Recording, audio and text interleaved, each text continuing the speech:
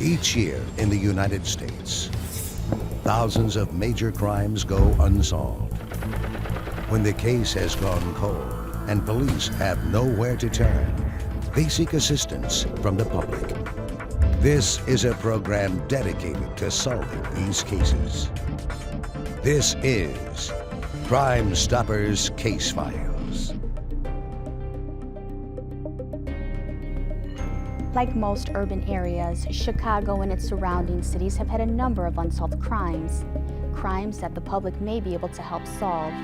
I'm Lisette, and this is Crime Stoppers Case Files. The purpose of this program is to shine a light on unsolved cases in an effort to get you, the public, involved. If you know anything about any of the cases you see today, call Cook County Crime Stoppers. You can remain anonymous and be eligible for a cash reward. Now, let's get right to work. On January 28, 2008, Quanah Shaw was leaving a friend's house with her 16-month-old son, Josiah Shaw. As she was putting Josiah in his car seat, a masked gunman shot Quanah and drove off in her car.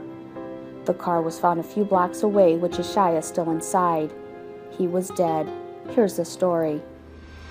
I mean, he was a joy to have as a child.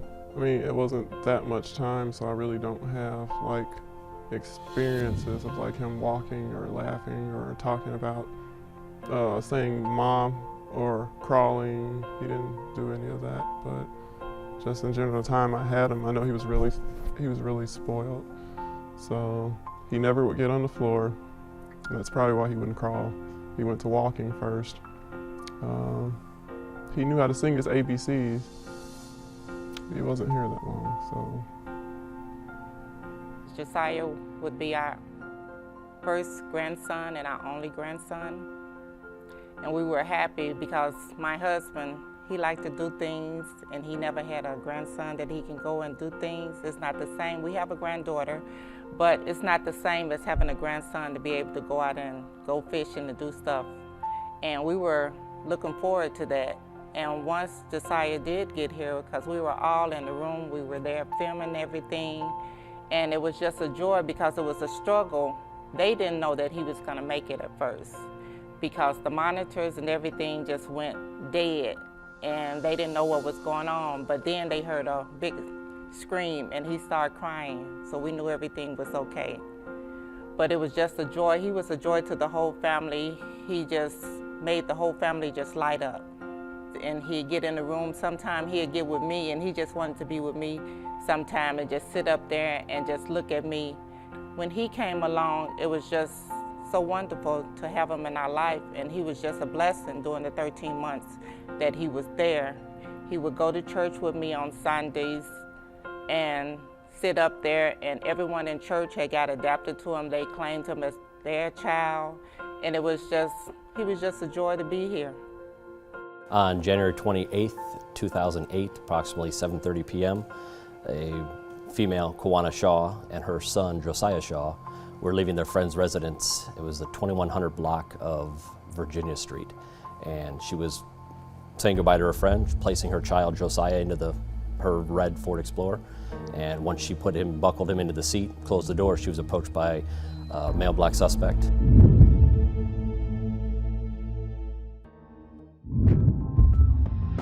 On January 28th, 2008, approximately 7:30 p.m., we responded to a carjacking and shots fired call.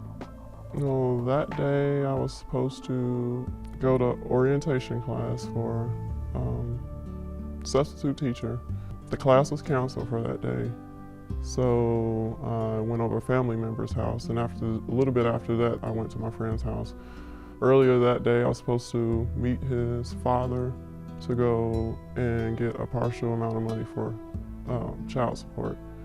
And a little bit after we left from her house, that's when everything happened.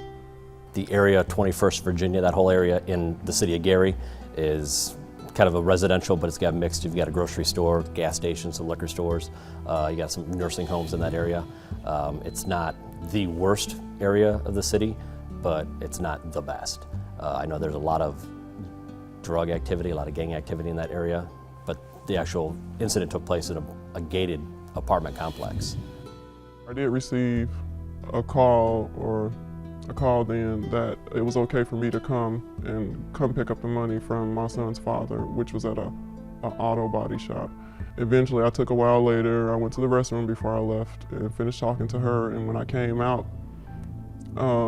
I started walking out. I placed Josiah in the back seat. I took the car seat and let his car seat down and put it over his head, and he gasped as he always does when something goes over his little face, his eyes. And then I let it down, let the seat back down, and I put my items in the front of the seat, and then I closed the door. And then I started to walk back around the car. And as I was getting ready to walk back around the car, someone made a comment that said, "I said, give me your keys." As I was standing turned the other way, kind of like getting ready to start backing back, the person that was in front of me had a gun. So I just took my keys and tossed my keys and threw my keys to him. And it kind of was a decision of not knowing whether I wanted to run or just giving the keys. But from that point on, I instantly started feeling pain in my stomach. Once he got the keys to her car, he shot her once in the lower stomach groin area, and at that point took her vehicle with the child in it. The neighbor that she was actually, her friend that she was leaving, actually called 911 and gave out the description of the vehicle and a brief summary of kind of what just happened. One of my kidneys was hit. I fell to the ground, and that's all I remember. I remember squeezing the snow. It had snowed really bad that time of the season. And I remember squeezing the snow continuously with my hand and just squeezing the snow. I never heard the vehicle drive. I never heard the vehicle leave. As I was laying there, I just started asking God to forgive me for anything I had ever done to anybody ever in my entire life. Just forgive me for anything I've ever done, and protect my baby. But after that, I remember my friend, I kept hearing her hollering out to me, "Am I okay?" But I didn't respond to her. It kind of was like a trance. And literally in my mind, it was like thinking, is this the way it ends for me? Is this the way, when you think about your life, and how you just don't know how someday you'll go, whether you'll be old, whether you'll be in a wheelchair, or what happened. That just was my thought instantly. I literally thought at that point that I was gonna die. And so I just was wondering, is this how it ends for me?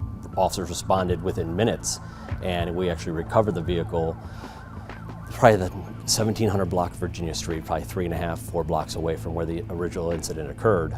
And once, obviously, we got there, the suspect had fled on foot in an unknown direction, and the child was still in the back seat and had received 2 gunshot wounds.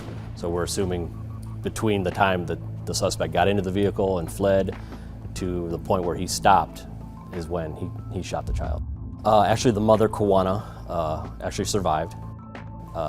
Once on scene, she was treated by medics, and we tried to obtain as much information from her as we could at that point, and then she was transferred to the hospital. Then I know when I was on my way riding to the hospital, they kept trying to flip me, to find out where the bullet wound was. But I remember riding all the way there. I remember how painful every bump was in the road to get to the hospital. So, and then I remember getting to the hospital, and when I got there, I remember them, everybody was all around me, all over me. And then I know they wanted to raise me up, to do an x-ray so they can see where the bullet was located. And I know that was in pain, and I just couldn't wait. I kept asking me, just give me some pain medicine, give me pain medicine. But while I was laying there, then I did hear them say that they brought him in and that he had a gunshot wound.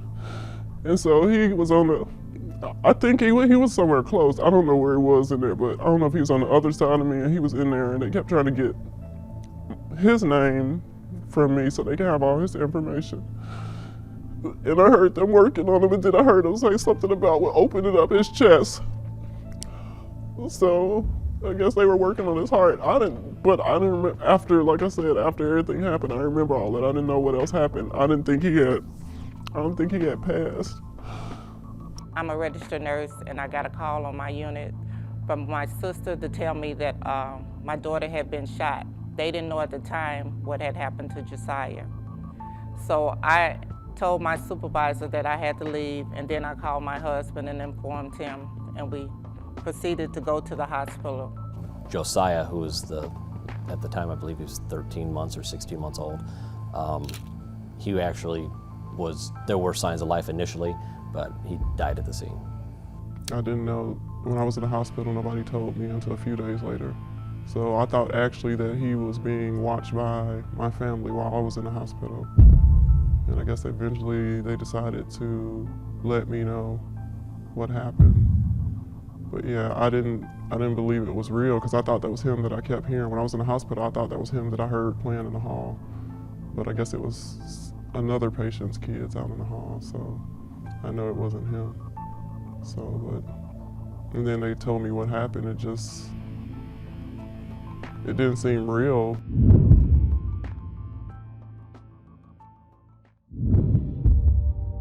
On January 28th, 2008, approximately 7:30 p.m., we responded to a carjacking and shots fired call. Once we got on scene, we discovered a mother, Shaw, had been shot and her vehicle had been stolen with her child, Josiah Shaw, inside.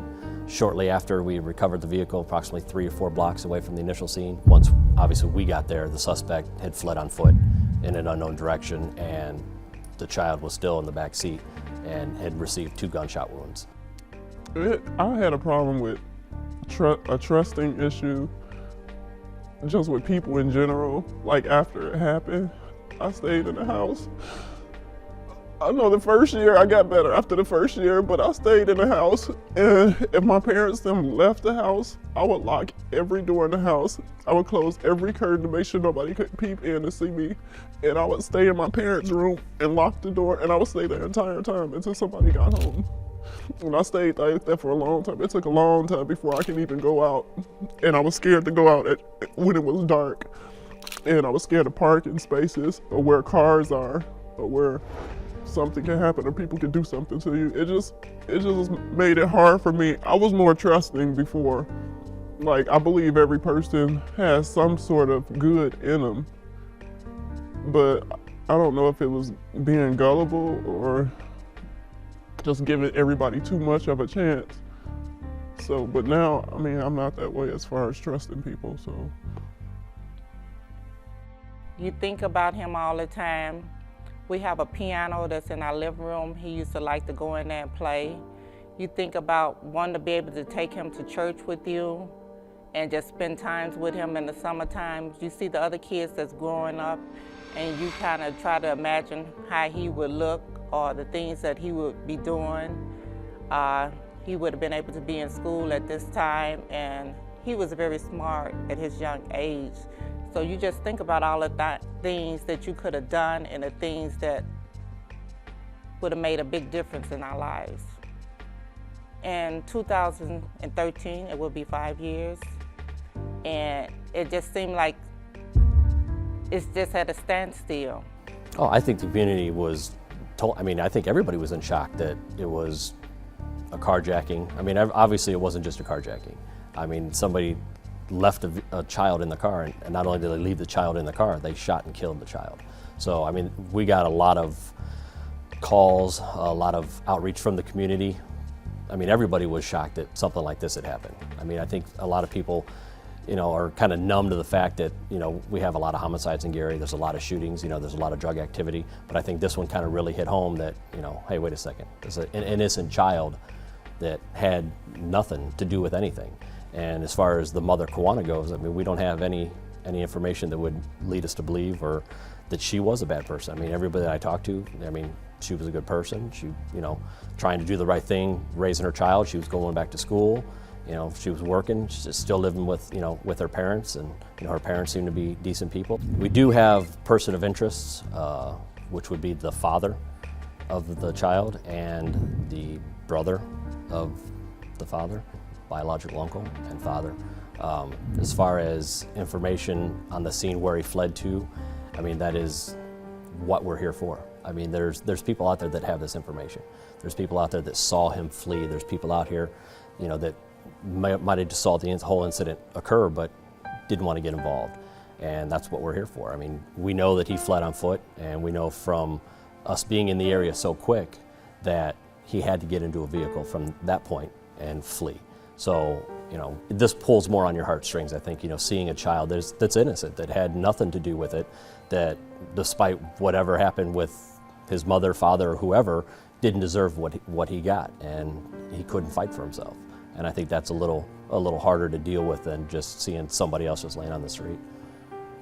You know, that's a common misperception that we as detectives, especially in Gary, try to overcome is we're here to help you. I mean, we weren't there. I wasn't at the scene, so I can't tell you what happened. And a lot of people expect us just to get it done. Go arrest the bad guy, but I need cooperation. And without the community involvement, the police department's only as strong as the citizens get involved. We're actually doing this show so we could reach out to the community. So anybody with information that might have information about what happened that night, or even if they heard rumors of what might have happened, we're asking them that they would call us and pass that information along to us. If you have any information, you can call myself, Detective Corporal Jeff Horniak at the Gary Police Department. And if you have information you wish to remain anonymous, you can always contact the Crime Stoppers hotline. This family is pleading for your help. If you know anything about the person who committed this cowardly act, please call Gary Detectives today. You can remain anonymous and be eligible for a cash reward.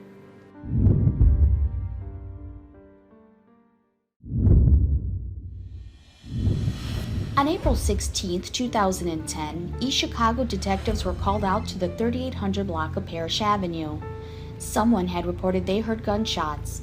Upon arriving, they were sent to another location on Hemlock Street. There had been gunshots, and there was a victim. 23-year-old Fernando Alcazar. Here's the story. On April 16th, 2010, East Chicago police officers responded to a dispatch of shots fired on the 3800 block of Parrish Street. It's in the harbor section of East Chicago. 911 calls began coming in, advising that there was possibly a male subject shot in the area of 3716 Hemlock Street. 911, address of emergency. Hi, I just heard some gunshots between Parrish and Hemlock in the alley on Broadway. How many shots did you hear? Pop, so 5. About 5 shots. Did you see anything? Yeah. I just drove past the alley and I seen somebody running, but I don't know. The male that was running, that you seen running, was Black or Hispanic? Hispanic, but I don't know. Hispanic male? Yeah. Okay, but what was he wearing? Black clothes, I think. Wearing black clothing? Yeah. Okay, thank you, sir. We're going to send officers in the area, okay? Okay. All right, thank you. Our first responding officer arrived on scene, located a male down, immediately radioed dispatch. Shortly thereafter, ambulance arrives on scene. The paramedics tended to the victim and determined there were no signs of life.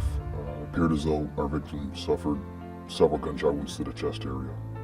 We know that our victim, he was later identified as 23-year-old Fernando Alcazar, a New Chicago resident.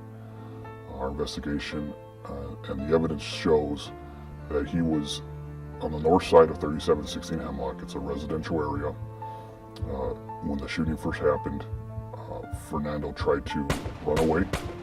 When he was shot, actually falling into a vehicle that was parked in the driveway, which knocked off one of his shoes. He then collapsed in the front yard. He was a young guy. We would see him pretty regularly. He had a girlfriend for a number of years. He would always be walking around with her. You know, no police contacts, just kind of minding his own business. We knew that he was walking, literally minutes before he was shot, he was walking with another male Hispanic towards that house on Hemlock. So, you know, we feel as though maybe he might have been, you know, ambushed right there. We know throughout the course of our investigation that there are some people that are out there that have information. It was a sunny mid-afternoon April day. There were a lot of people that were out. There were residents in close proximity to the crime scene that were out. Initially, at the onset of this investigation, information was coming in pretty regularly to investigators. It has since slowed down. At this time, we don't have any suspect information, and we are just urging anybody, no matter how minimal the tip or how minimal the information, to please call us. We feel very strongly someone knows something that's very close to that address at 3716 Hemlock. Somebody saw something, somebody heard something, and we just need that one break to bring justice to the family. If anybody has any information, no matter how minimal, if you wish to remain anonymous, you can call Crime Stoppers as well. Thank you for joining us for this week's edition of Crime Stoppers Case Files. Remember, we are here every week with more crimes and more families needing answers. These are your neighbors, this is your community, and you can make a difference.